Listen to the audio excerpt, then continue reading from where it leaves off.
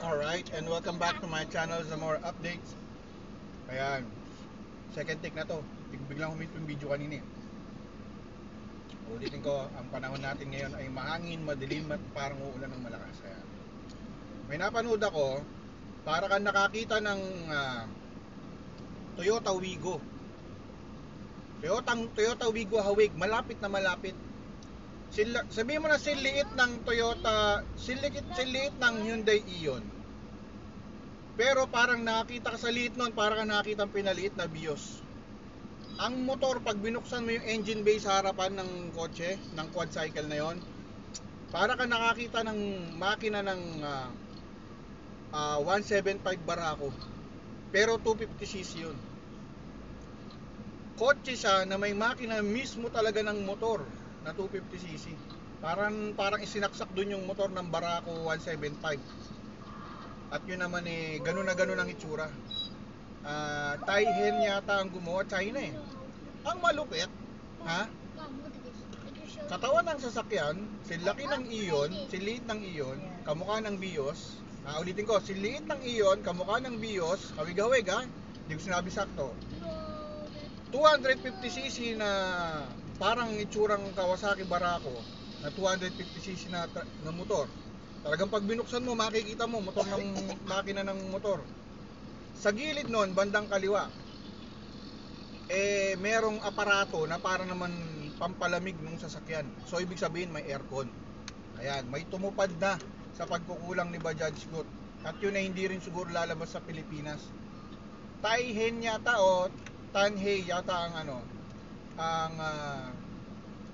manufacturer o kung saan lugar man siya galing sa China.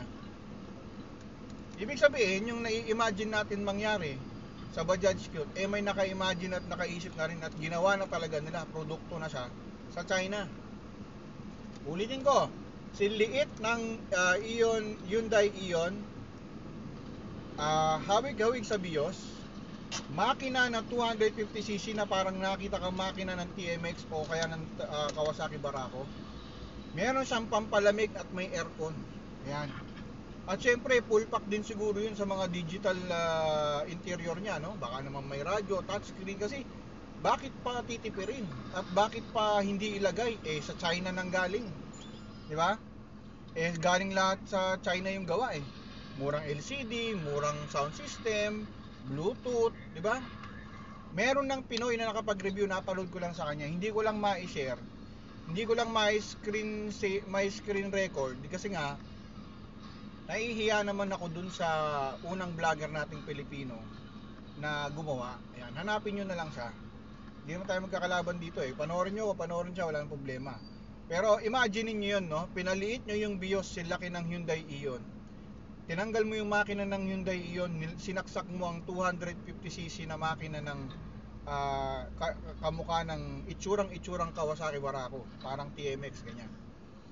Tapos sa gilid parang hindi parang, meron talaga siyang aparato na pang aircon at sumatotal baka nakadugtong yan sa ikot ng motor, ano?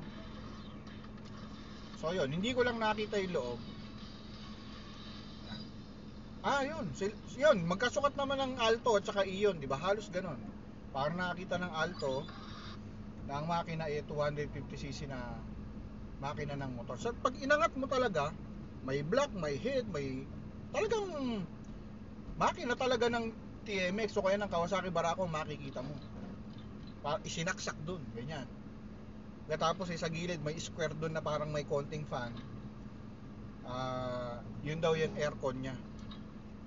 O di may tumupad na. At may kalaban na si Bajaj Scoot. At kapag yun ang umapak sa Pilipinas, maraming car manufacturer ang medyo masasaktan.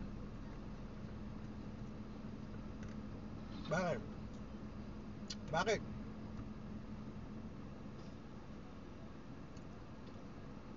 Sumatotal, mas mura. Sumatotal, mas mababa ang maintenance cost. Mababa rin ang konsumo sa gas. Although mababa naman ang konsumo ng gas yung mga sasakyan natin.